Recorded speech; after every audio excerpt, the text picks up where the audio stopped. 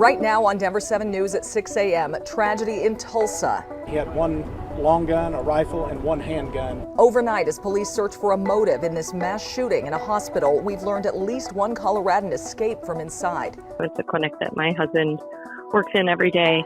And dramatic new police video. This morning we'll take you inside Denver's immersive simulation designed to save lives. It's training they hope they'll never have to use, but it addresses exactly the type of attacks we're seeing coast to coast. Plus, professors weigh in on the president's latest plan to cancel student debt. They say it doesn't address the real problem. Elon Musk says show up to work or quit. Why some companies are now rolling back mental health help. Plus, this is unreal. I never expected to make it this far. I'm really grateful to be here competing in the Scripps National Spelling Finals. All of Colorado is pulling for Vikram Raju, hoping to spell his way to a national title tonight. Correct. Thank you.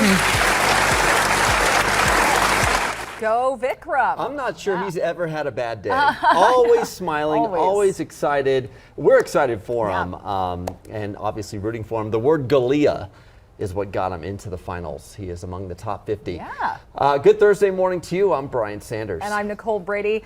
Our temperatures starting to go back up today. Katie is here with your forecast. Nice to see this after all that rain. Oh, good morning, you guys. A really lovely warming trend in store for today statewide. It was great to see all that moisture across Colorado, though, from the mountains to the plains. Around an inch of moisture for much of the metro area and east. Clear skies this morning out near Fort Morgan. A really pretty sunrise. A lot of the snow at lower terrain is melted already up over Winter Park. A great little drink of water for our state. Now, in terms of your weather headlines, temperatures today will climb back to the low to mid 70s, so warming up here for the metro area. A few isolated storms will be possible mainly west and south of Denver. A better possibility of seeing some of those storms tomorrow afternoon and evening, and then a warming trend even more for Friday through the weekend with highs back to the 80s. Temperatures outside this morning were cool in the low 40s. Centennial, Highlands Ranch, Boulder at 45 degrees. We have a ridge of high pressure building in. A few of those storms will form as mentioned for today and tomorrow afternoons. No risk of severe weather, and then warm and dry to start the weekend. And yeah, we're dry now here across the roadways. Nice to see compared to yesterday where it was all splashy and really slow. This is over there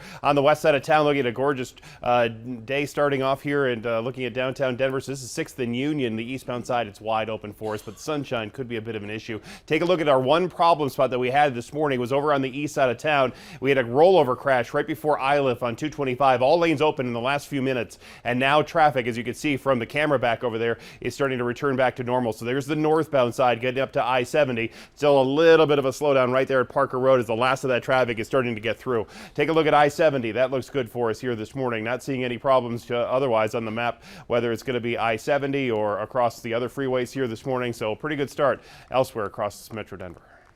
Well, this morning, Oklahoma investigators are looking for a motive in our country's latest mass shooting. A Tulsa city council member told a local news station the shooter may have been targeting a specific doctor at a hospital in the middle of Tulsa. 4 people were killed and several others were hurt inside a physician's office building on the campus of St. Francis Health. Police say the shooter is also dead. We learned at least one Coloradan was in the building and escaped at the time. Jamie and Jay Thompson, both from Colorado, they work at the center, and in an interview with the radio station in her hometown of Steamboat Springs, Jamie says her husband made it out unharmed. It's a clinic that my husband works in every day and knows these people, so it's just absolutely devastating to see this happen. And so far we know a few people that didn't make it out, and these are just another one of those things that you never want to see happen, and it feels like we're seeing it more and more often, and this one really hit close to home. Now, police say the shooter was armed with a rifle and a handgun. They have not released the name of the shooter or any of the victims yet. Also this morning, we are finally hearing from the Uvalde School District Police Chief after 19 kids and 2 teachers were murdered last week. And it's been hard to get a straight answer out of him. Pedro Arredondo has faced criticism for making the decision to not breach the classroom immediately and engage the shooter. CNN questioned him about when he plans to release information about decisions that day. We're not going to release anything. We have people in our community being buried, so we're going to be respectful. Investigators said Arredondo has not been cooperating with them, but he has denied that. So with all of these recent mass shootings, we wanted to know what's being done to protect you from the next one. Denver 7's Jessica Crawford has a look inside where Denver police train for these types of worst case scenarios, Jessica. Yes, in this virtual training, it really helps officers to feel like they're in the moment. There are hallways, there are people asking for help, and there is a real sense of urgency. I need medics code 10. I got an officer down. Clear. Here's a look at the Denver Police Department's virtual reality training. They can practice their responses to multiple different types of scenarios, from active shooters to scenes where they don't know what the problem could be. Much of this training is about shoot or don't shoot scenarios or de-escalation. Officers also work on their communication, their body language. They decide when it's best to take cover, to shoot, or to take some other type of action. This equipment features a lot of different scenarios. Mass shooter training is just one of them. And this is also just one tool that DPD uses.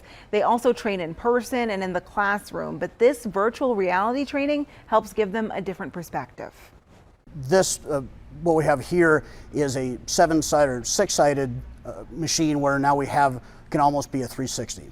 So it can be, we can involve more training, we can do more officers, more than one at once, and we can do a variety of different scenarios. It is filmed, so it doesn't look like a video game at all. It definitely looks more like a movie. But again, the way that it was filmed and filmed and filmed and filmed, and so it has all the different outcomes to it.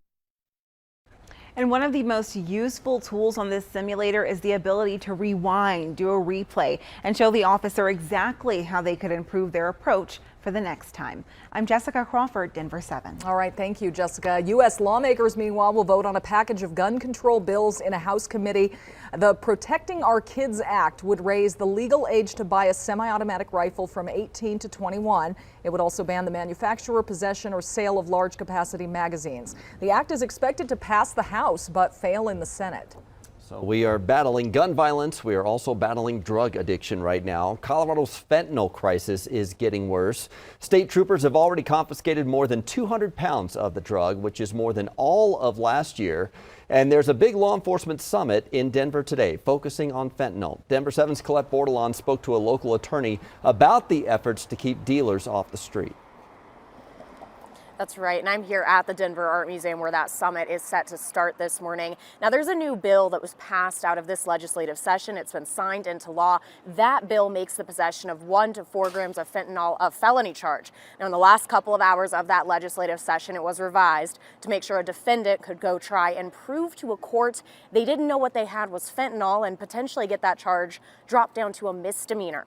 Now, the law also allows prosecutors to give dealers an enhanced charge, a tool the district attorney I talked with wants to make sure he's using appropriately. John Kellner of the 18th Judicial District says there will be growing pains with the new law because so many have varying opinions on the different provisions of it.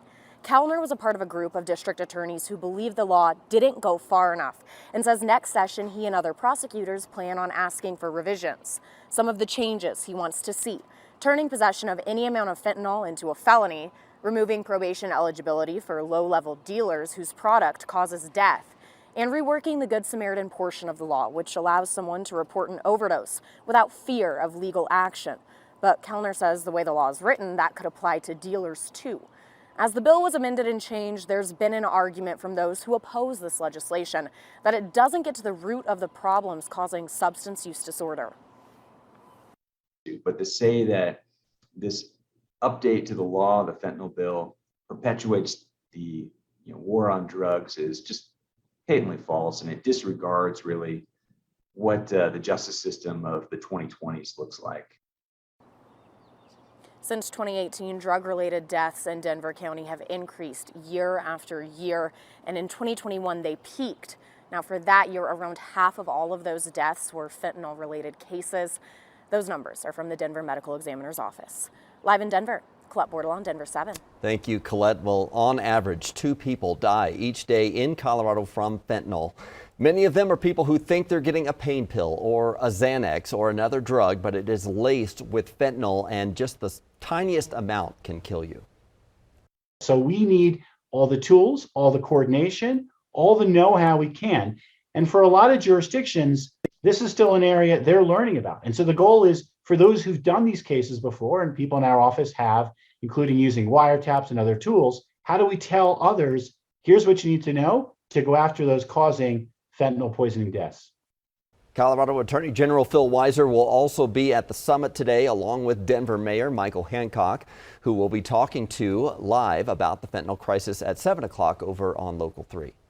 This morning, Governor Polis will sign a bill designed to reduce air pollution. It will offer grants to companies that reduce emissions, more money for electric bikes, and will help school districts convert buses to electric motors.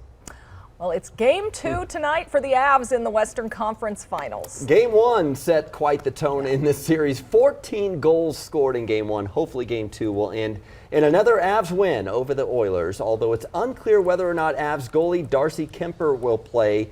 He is recovering from an upper body injury early in the second period Tuesday night. Head coach Jared Bednar said he knew Kuemper was hurting and told backup Pavel Francouz to be ready, who also filled in when Kuemper went out with an eye injury, you might remember, in the first round. Teammates, though, don't think he'll skip a beat. He's been outstanding for us all year. I don't think we have to change anything. We have the utmost confidence in him. He's a great team player, always trying to learn, always working hard on the details. We have tons of confidence in Frankie, so we're excited. Yeah, we'll see if it's another scoring blitz tonight. The puck drops at 6 at Ball Arena. All new this morning, experts say the president's plan to cancel student debt doesn't solve the real problem. Plus, why wellness programs at your work are about to go away. And take a look at this. Gas prices, you don't have to adjust your screen or your eyes. Gas prices approaching $10 a gallon in one part of the country. The new record price you'll see the next time you fill up in Colorado, it's not that high, we promise. Wow.